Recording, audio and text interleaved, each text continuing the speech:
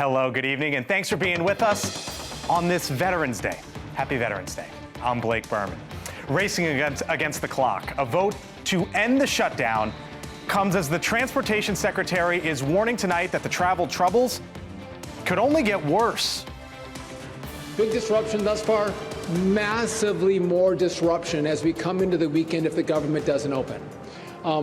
It is going to radically slow down. So the House has to do its work. Why more flights are being canceled and delayed ahead of Wednesday's big House vote. Plus, on the move, why our largest aircraft carrier is now positioned right off the coast of Venezuela. The message from the Commander-in-Chief on this Veterans Day. Also tonight, is your credit card bill a con job? How the president is now reacting to claims of rising prices, and a new battle out west. A Utah judge strikes down the GOP's redistricting map. How this could reshape both parties' playbooks for 2026. But first tonight, it is a day away, but thousands of canceled and delayed flights short. The House of Representatives set to take a major vote to reopen the government, but it's not stopping those travel flightmares, I guess you could say, for many. The mandatory FAA flight restrictions at major airports jumping today from 4%, where it started on Friday, now up to 6%. And that led to over 1,200 flight cancellations. The Commander-in-Chief at Arlington National Cemetery on this Veterans Day, paying his respects and making mention of the impending government reopening. We're also honored to be joined by a great man. He will go down as a great man someday. Speaker Mike Johnson. Congratulations to you and to John and to everybody on a very big victory. We're opening up our country. Should have never been closed. Alex Capriello just spoke with the Transportation Secretary, Sean Duffy.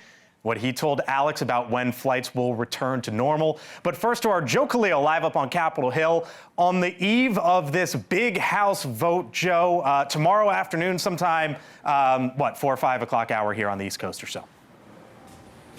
Yeah, we expect 4 o'clock is the time that House Republican leadership says they want to have this vote, or at least begin the voting. That should give some people enough time to get here, given all the travel delays that Alex is going to talk about. And then they could get it to the president's desk by Wednesday evening, and officially the longest government shutdown in our history will be done. That is the hope if everything goes to plan. But Blake, there are still some issues left unresolved once the government is funded, at least through January 30th. Chief among them is this health care issue that Democrats have sort of made their fight for the entire length of this shutdown. We know Republicans in the Senate, they want to work on this. They say they're willing. They're putting forward ideas already. The House side has been a bit more hesitant. We haven't heard a commitment from Speaker Johnson yet. He says on these subsidies, if people's premiums go up, they're not sure how they would handle it. It would have to be, in his words, a deliberative process. So we caught up with the Speaker and asked him what exactly that means. Here's what he said. You mentioned earlier there's going to be a deliberative process to see what you might do on the health care and subsidies. What does that look like? Like everything we do around here, with small margins and every vote counting, we got to build consensus from the bottom up. That's what we'll do on this as well. So, Blake, unlike what happened in the Senate, remember that the House does not need Democratic votes in order to actually pass the CR, the funding bill. As long as their conference remains united, Republicans can pass it just by themselves. We expect that may happen. They may pick up a couple of Democratic votes along the way. But we're going to see here as we get going with that. Joe Kay, live tonight in the Capitol hallways. Joe, thank you. So the bill would get federal workers back on the job and reverse firings that happened over the last 6 weeks. Congressman Suhas Subramaniam's district is home to thousands of federal workers, but he plans to vote against the bill. And the congressman is with us live tonight here on the Hill. Thanks for coming in. Appreciate it. Why are you going to be voting against this? Well, this doesn't do enough, one, to protect those federal workers and contractors, because when they go back to work, they simply face the same thing they face all year long, which is firings, furloughs, and just poor treatment generally. And then again, you know, we're seeing a healthcare crisis emerging. People are already getting their bills for next year. They're pricing for next year, and it's going up 20% to 200%. People who don't even get the ACA subsidies are seeing their healthcare go up too. And so we didn't, you know, this pinky promise to have a vote on this is not enough. What I wanted is the House to be open during this time instead of Republicans being on vacation. And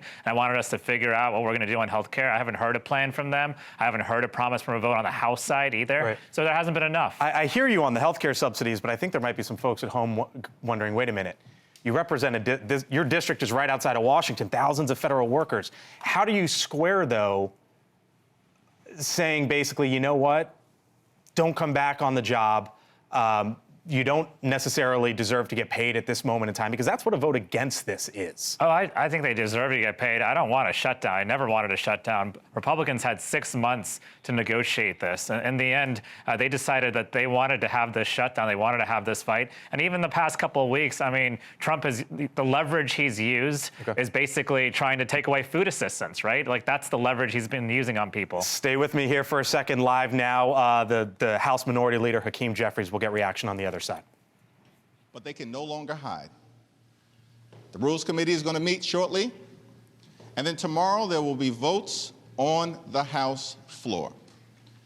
And Democrats will continue to press the case to say to our Republican colleagues, you have another opportunity to extend the Affordable Care Act tax credits and make sure that tens of millions of Americans all across the country in communities that Republicans represent, along with us as Democrats. Tens of millions of Americans, rural America, working class America, urban America, small town America, the heartland of America, and in black and brown communities all across America. People at risk of experiencing dramatically increased premiums, copays, and deductibles because of the Republican refusal to extend the Affordable Care Act tax credits. Before the Rules Committee this evening, House Democrats, led by myself and Whip Catherine Clark, will give the Republicans another opportunity to extend the Affordable Care Act tax credits by introducing an amendment that will extend these tax credits for a 3-year period of time. Same period of time that these tax credits were extended back in 2022. Republicans have created a health care crisis all across America. Largest cut to Medicaid in American history. Hospitals, nursing homes, and community-based health centers closing all throughout the country because of what Republicans did in their one big ugly bill. Medicare still at risk of the largest cut it may confront in American history unless Congress acts by the end of this year. And of course, because of the Republican refusal to extend the Affordable Care Act tax credits in the midst of a cost of living crisis that already exists, that they failed to address, health care for people all across this country is on the brink of becoming unaffordable. Working class Americans, everyday Americans, middle class Americans, unable to afford to go see a doctor. This is in America, the wealthiest country in the history of the world.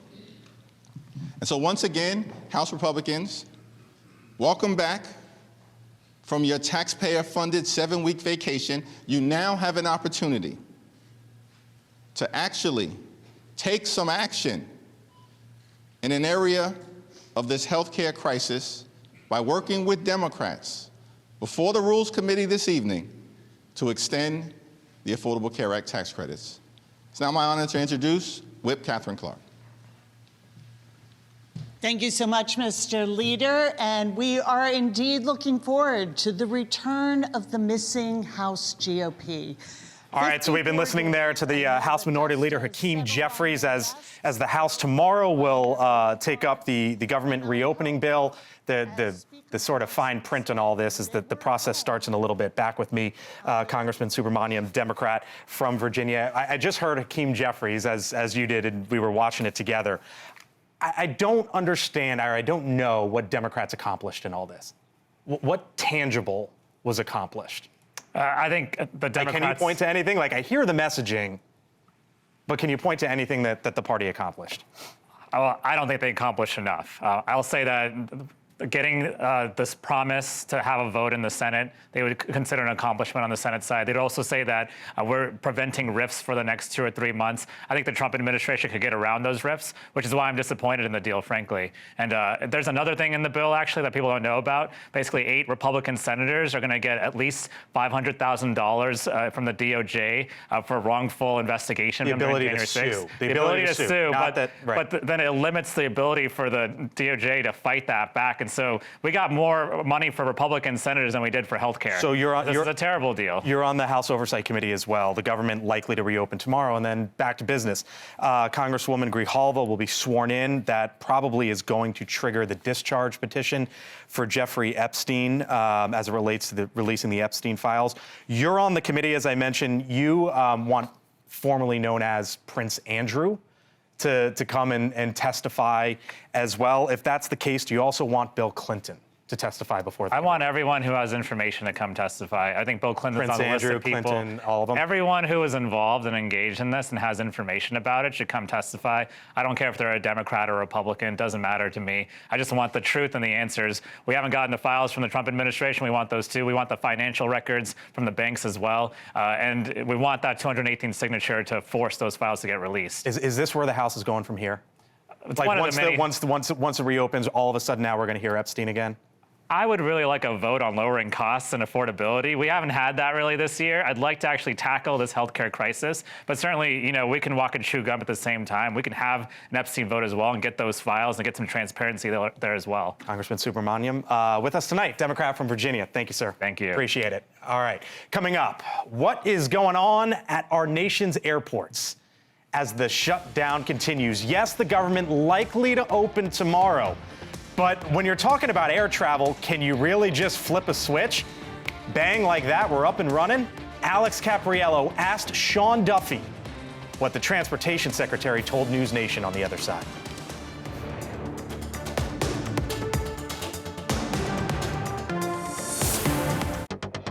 All right, so cuts to flights at 40 airports, increasing now to a total of 6%, causing more widespread disruptions at airports all across this country. It comes with air traffic controllers missing their second full paycheck. Many of them walking off the job to take on side hustles. They need to pay just for everyday needs. And even after the shutdown ends, it could take some time before airline service is back to normal. Can't just flip a switch on this stuff, right? And we are just weeks away, as you know, from Thanksgiving. So they're going to have to get everybody spun back up, get people back to work. And I think it's going to take several days. And then the carriers are going to have to restore, their scheduling of aircraft, their crews. Chicago O'Hare among the worst delays in the country tonight. The Transportation Secretary, Sean Duffy, showed up there just a little while ago, spoke to reporters, including our Alex Capriello, live tonight at O'Hare. Alex, you asked the question that I think a lot of Americans are curious about, which is, okay, when the shutdown ends, we believe, tomorrow afternoon, then what, and how long does it take to get everything up and running? Well, probably not as quick as people would like. As you rightly pointed out, it's not like flipping a switch. We're talking about flight reductions due to what seems to be over concerns when it comes to air traffic patterns and overall safety in the sky. And Secretary Duffy, in essence, said that he's looking at data. He's a data-driven man, according to these decisions. And he's looking at the data to see the improvements before he starts to make changes or roll back those reductions. And in specific, he's looking at a few things. Number one, runway incursions, how close aircrafts are to each other on the tarmac. Number two, the increased complaints that are actually being fielded by pilots.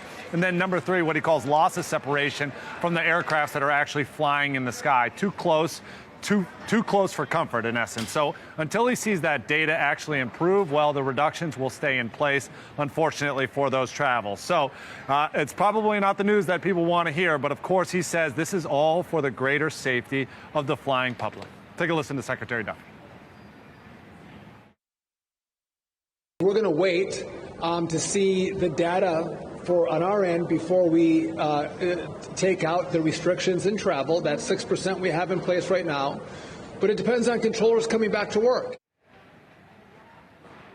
And again, that air traffic control shortage still very much a concern, but he's seeing it improve day by day. This is the latest numbers that we have from FlightAware, where we're looking at both cancellations and delays. You can see more than 20,000 when it comes to delays beginning on Sunday. Improvement, although still a very high number, 3,000 delays so far today. Also improvement when it comes to cancellations, more than 5,000 when you combine both Sunday and Monday.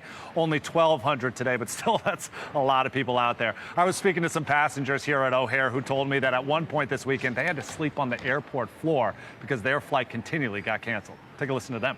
We had a layover flight, so we had to go to Charlotte.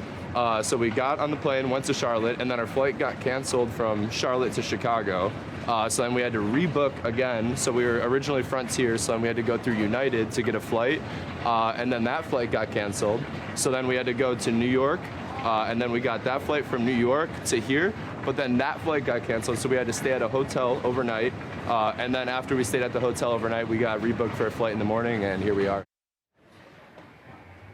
And Blake, remember that even before this government shutdown, we were talking about air traffic controller shortages. So yes, things are really bad right now, and there are air traffic controllers that aren't showing up to work because they have to take that second job just to make ends meet. But even when the government shutdown ends, even when the reductions are completely done with, then we still are facing a 2,000 air traffic controller shortage. So again, this is just America right now for the flying public.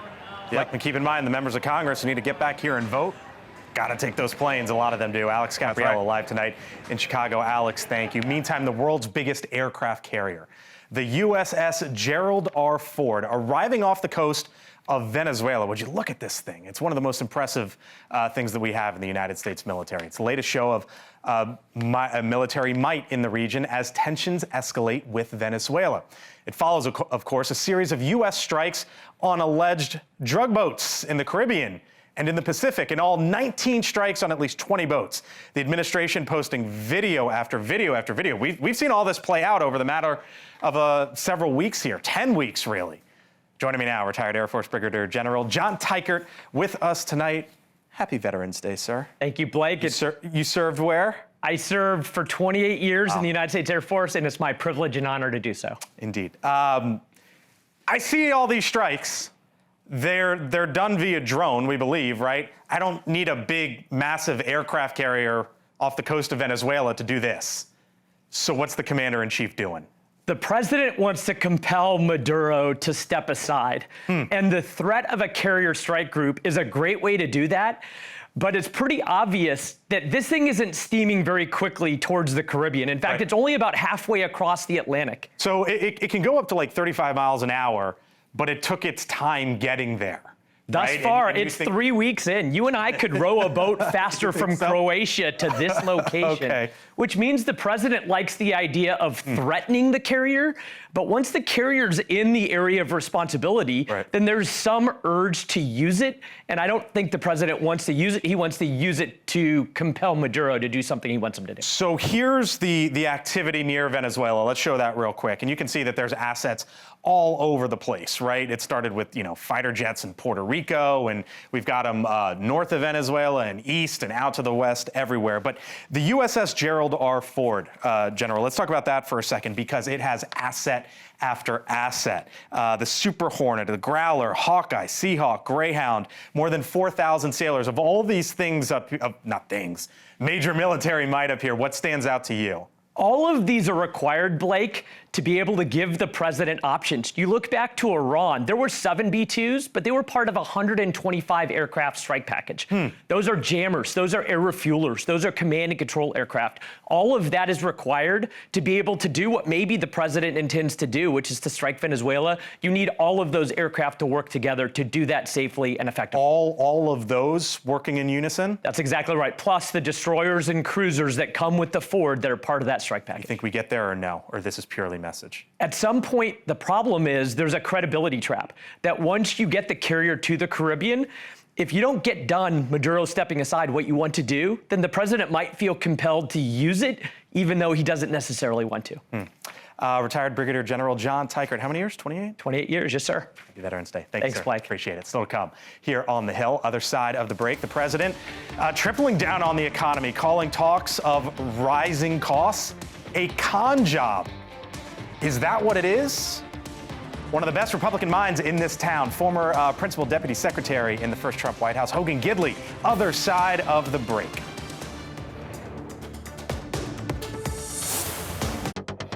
All right, 6:30 here on the East Coast tonight. It's been just about a week or so, a little less than a week, really, after Democrats swept elections across the country on messages about lowering prices. We've heard this word affordability, right, for basically a week now. Now, President Trump and his administration keep praising the economy and pushing off concerns about affordability. Watch. More than anything else, it's a con job by the Democrats. Costs are way down. Gasoline is going to be hitting $2 pretty soon. We inherited an affordability crisis. We have slowed the price increases down, and they are going to continue to slow down. But is the administration sounding a bit like the one before it? The Biden administration, as Americans complain about rising costs, and the current White House basically says, nothing to see here. Hogan Gidley, special advisor to Speaker Mike Johnson, former principal deputy press secretary in the first Trump White House, with us live tonight here on the Hill. Hogan, nice to see you, sir. Look, you know, you can't tell people how to feel. And people feel that prices are going higher, and I hear the president saying it's a con job. And I just wonder if he's falling into the exact same trap that Joe Biden fell into. No, he's not. But first, let me address kind of one of the points here in this. I think one of the most offensive things you can do to a voter is basically tell them what they feel isn't real. Right. Last time in the last presidential election, we had a Democrat Party telling us the border was secure. It wasn't. They were telling us you're actually paying less for gas and groceries. You weren't. They were telling us crime is down. It wasn't.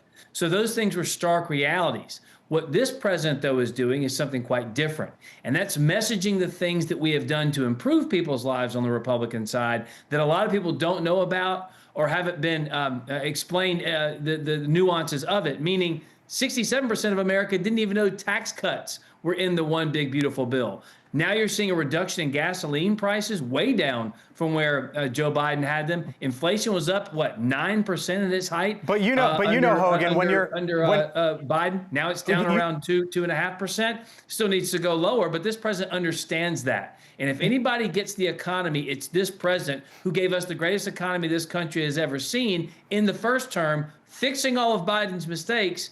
It's going to take a minute. But Hogan, you know, and strip the issue or the party or whatever out. When you're explaining in this town, you're losing. And I just heard you say that we need to explain better. Well, we do need to explain better, but I think in large part the American people are feeling some difficulties out there, but it's residual from the last administration. As I mentioned, a lot of people don't even know what was in the big, beautiful bill. It's incumbent upon Republicans to tell them, listen, this has been a longstanding problem with the GOP, and that is once we pass something, we just think the American people get it and why it's good and why it's profitable for them, instead of explaining them over and over and over again, repeating the talking point, the message point, the reality that what we have actually done, whether it's a reduction in crime, sealing the border, improving the economy, ending foreign wars, you have to keep that drum beat up. Democrats do it even when it's a failed system like Obamacare, for example, some fight we're about to have in the near future, and Republicans typically don't. It's incumbent upon this administration to do so, and I think you're going to start feeling some of those effects too, and the mood is going to change at the first of the year when some of these reductions take place. Day after the election, I anchored the morning show and of course this show. I spoke to two different Republicans, and they both brought up the same thing, Congressman Bean of Florida and Congresswoman Marjorie Taylor Greene. Here's what they told me, and then I want to take it up on the other side.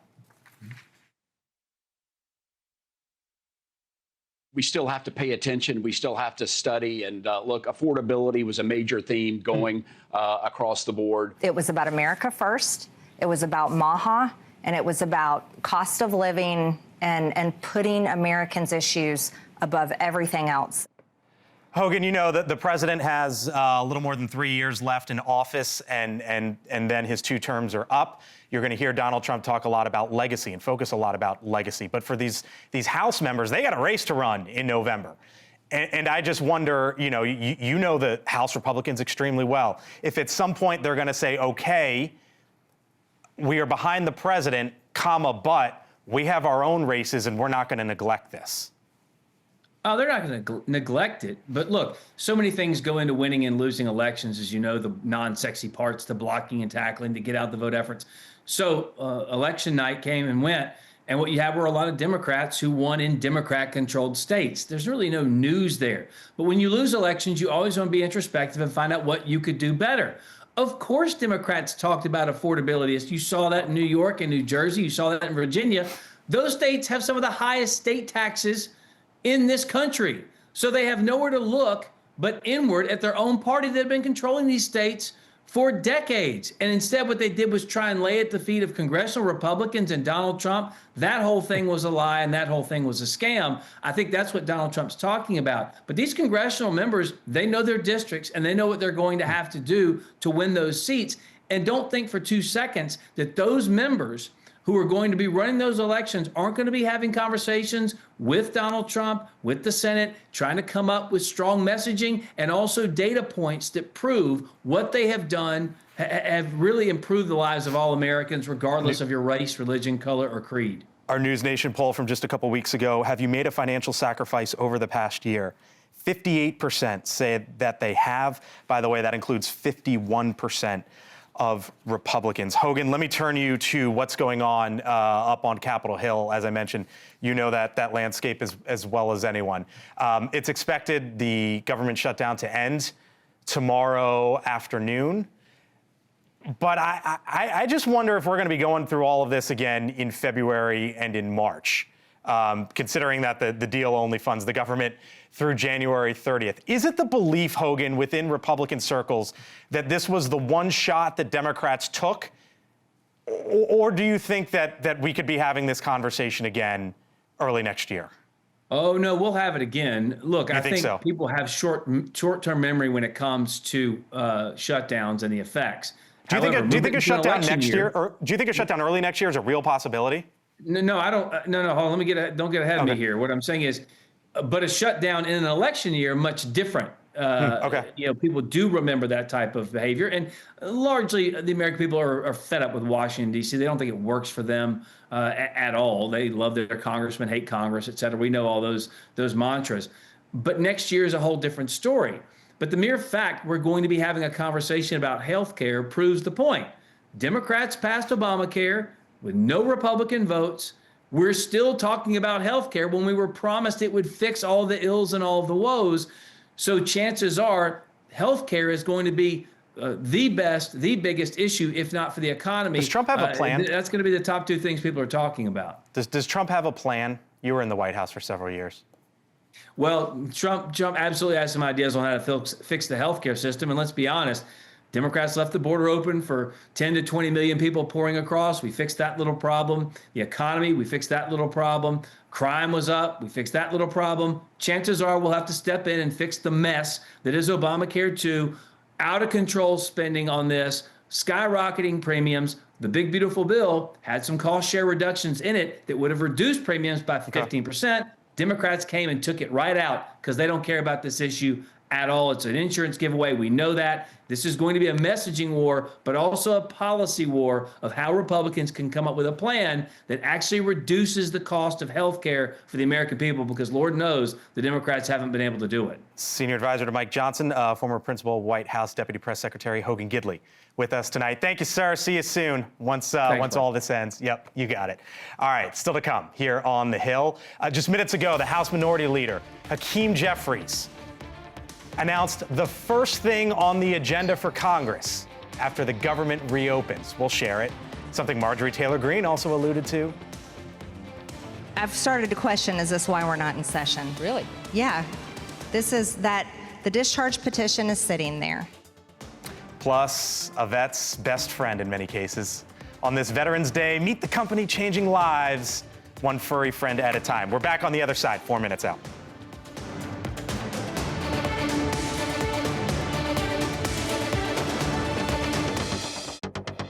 All right, welcome back here to the Hill. The Republican Party remaining steadfast in what looks like will be, at least politically speaking, a victory to end the longest government shutdown ever.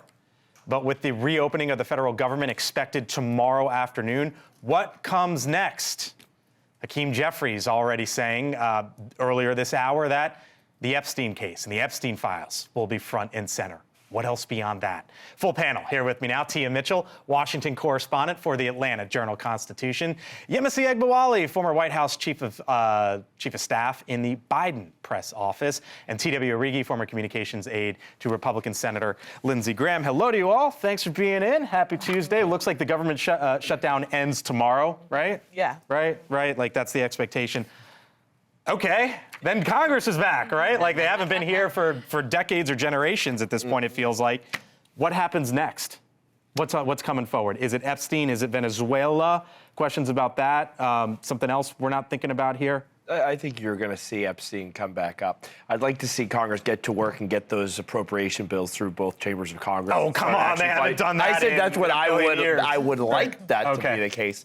I also do think there is a place to get ahead of the healthcare conversation. That is going to come to a head. I have Republican clients of mine who are seeing the effects of this in their district right now and the chatter growing. They know there's going to have to be some sort of discussion. We might as well do it on our terms now than when the election's in a month.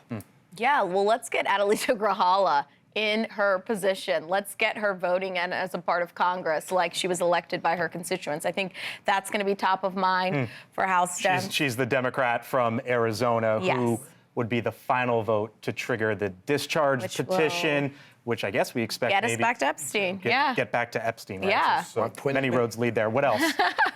I think we are going to have a healthcare conversation. We can't leave this open-ended. There was a lot of hurt that came on this path for over 40 days with this shutdown. We can't just drop healthcare. I think Democrats have done a good job of raising the alarm bells when it comes to the conversation, and now they actually have to come through with something else. Here was Marjorie Taylor Greene just the other day. Watch. I've started to question, is this why we're not in session? Really? Yeah. This is that the discharge petition is sitting there. I want to release the Epstein files, and it's been blocked over and over. So that's coming. It was interesting to hear them both say healthcare, right? Like, how big does that conversation, where does that go from here? Well, I think it is going to be a big conversation because Democrats are not going to let it go because they know they're winning on the issue. They know that it's now on top of minds of voters. And I think we heard Hakeem Jeffries just today say they're going to try to get an amendment to the government funding bill to add the health care subsidy extension onto it. It's not going to pass, but that's just going to give Democrats yet another talking point. We know the Senate is going to put something on the floor by mid-December, or at least that's what Leader Thune has promised to do. So Democrats say, and again, they're going to go home for the rest of the week. And Democrats say when they go home, their voters are saying, please keep talking about this. We know a lot of Democratic voters weren't happy that the shutdown ended because they wanted to keep talking about health care. So I think Democrats, to move past the shutdown, move past the hurt feelings that some of their base have about the way the shutdown ended, they're going to say, hey, but we're still going to be talking about health care. It's still top of mind for us. We're not going to let it go. You couldn't give me a list of 5 things that were accomplished during the shutdown because there's no list, right? It's basically the status quo. But I wonder, in a sense, with even TW saying this, if you feel, obviously, maybe not tangibly, but if there was some sort of a win, that now all of a sudden the conversation moves in this direction. Sure. If we are looking into the black hole that was the shutdown and we have to pull something out as a moderate Democrat. Or do you not feel that way? I don't want to put words into your mouth. I mean, look, as a moderate Democrat, I think we've always been more the side of the Dems that are a little bit more sympathetic to the establishment of Schumer and Jeffries. But I mean, patience is wearing thin. So I think another conversation that's going to happen is where do we look to leadership as we go into 2026 as well? How badly is Schumer in trouble? I think he's not that badly in trouble with fellow Senate Democrats. I think a lot of them know he was in a tough spot. He didn't even support the government funding bill that the 8 Democrats. How convenient. The only people that supported it are people who are politically covered because they're retiring and not running for re-election. But I mean, so it's like he's getting blamed for something he didn't even support. Even all the reporting shows that he allowed them to talk, but wasn't necessarily in favor of what they were doing. My point is, he's getting it from all sides. So I think Senate Democrats don't necessarily have an appetite to throw him under the bus, but his base might have a problem. He might have some primary challenges coming up in the future.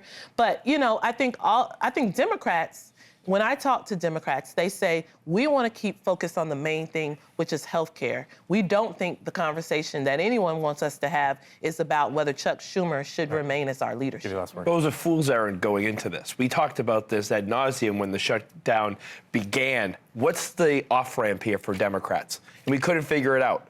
And so the deal that they accepted was on the table since October 16th, and they just wasted 24 days that we could have been talking about other things. We didn't, and I think that's wrong. I mean, it was basically there for weeks, no? It had. John Thune brought it up on 16th. I mean, there is language to roll back some of the layoffs, language to keep more mass layoffs, language to ensure that furloughed workers get paid. And again, it's not just about what was in the deal. The conversation today is much different than it was before the shutdown began. The public conversation, the public knowledge of the subsidies is much different than it was before the shutdown began. I'm not saying it's a complete win, but things are different. Meantime, the race to redraw congressional maps across the country before next year's midterms is underway. Republicans have successfully redrawn 9 districts to their advantage in Texas, Missouri, North Carolina, and Ohio. The Democrats gaining 6. This is all in theory, like if the votes go the way that we all think they're going to go. 5 of them in California and 1 in Utah, where a judge just approved a map likely giving them a blue district around Salt Lake City. So if you're looking at your scorecard, it's the red team 9, the blue team 6. What are we, in the bottom of the 5th inning here, TW? Where are we? Yeah, we got a long way to go. Obviously, there's Supreme Court cases pending. We have White House pressure on a number of states to reconsider drawing maps throughout the country. It always kills me that we've been dealing with this problem since 1812, and we still are dealing with it today. Gerrymandering is still with us. In my home state of Massachusetts, the birthplace of that term, we deal with it there. Look, I think as long as humans are doing it themselves and it is a human enterprise via politics, you're going to have partisan drawings and you're going to have gerrymandering. What's the solution to it? I wish I knew. We've been grappling with it for 200 plus years. So hopefully there is a way forward, but I think we're moving in a bad direction, especially places like California getting rid of anybody. Well, did you say that about Texas too? No, I don't like any of it. Okay. Does this end at 9-6? I think it grows a little bit, and I hope that the governors of certain states, like J.B. Pritzker, I hope he's watching how Gavin Newsom did it. Huge boon to Newsom to do it. He saw Texas do it and said, game on. He got it through. It showed a lot of leadership, which is great for him if he's looking for anything in the future. So I think J.B. Pritzker should have some consideration. I think Josh Shapiro as well. Talk about it. Give you the last word here. I'll just say that I don't think, again, it's not really popular. Republicans and Democrats, the voters, don't like where this is going because they know it's going to only result in more partisanship in Congress, more gridlock, more of what they repeatedly tell us they don't like about politics. So it's a bad look. TW, Yemisi, Tia, I called you Washington Bureau correspondent. My apologies, Washington Bureau Chief. There we go. Amen. Thank you all. Appreciate it. Still to come. Other side of the break, America's war heroes get a surprise they will never forget on this Veterans Day. We'll show it to you.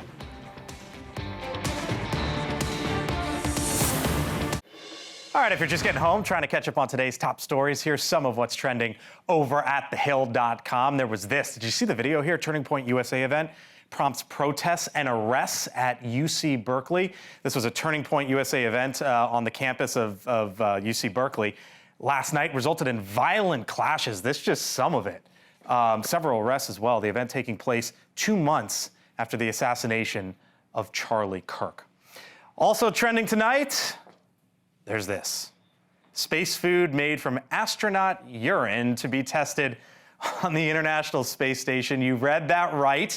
It's all an experiment by the European Space Agency to see if an organic compound found in the bodily fluid could be used to make food in space. You get it all here on the Hill. And finally this, President Obama, did you see this video? Surprised flight of veterans and their families as they arrived in Washington. Watch. Hello, everybody. What? As we approach Veterans Day, I wanted to stop by and just say thank you for your extraordinary service. The 44th president stopping on a plane to say thank you to a group of veterans of World War II, the Korean War, and the Vietnam War, who were all arriving in D.C. for Veterans Day festivities. To check out those stories and more, all you have to do, head on over to thehill.com. All right, before we head out tonight, one issue that hopefully transcends party lines is showing support and appreciation for our nation's veterans, right? Now, that can be done in a number of ways, so many different ways, but I leave you tonight as we often focus on the veterans, and rightfully so. Also wanted to point out some of the veterans' companions who provide love and support as well. For the last 50 years, the nonprofit Canine Companions has been providing trained service dogs to veterans for everything from helping those who suffer from physical disabilities to just simply getting to work, to also providing comfort for the many who suffer from PTSD. Since 1975, over 8,000 service dogs have been placed with veterans to hopefully improve their lives, and it couldn't be done without the more than 34,000 volunteers who help raise, train, and care for the puppies before they are ready for their veteran friends. So on this Veterans Day, a thank you to that group, Canine Companions, and of course, a happy Veterans Day to our veterans out there. Coming up on Elizabeth Vargas Reports, she is talking to the Congresswoman-elect Adelita Grijalva, who will be sworn into Congress tomorrow. As we mentioned just before the break, that'll trigger a whole lot of events here in Washington. That conversation coming up just seconds away. I thank you so much for being with us tonight here on The Hill. I'm Blake Berman. We'll see you tomorrow. Elizabeth starts now.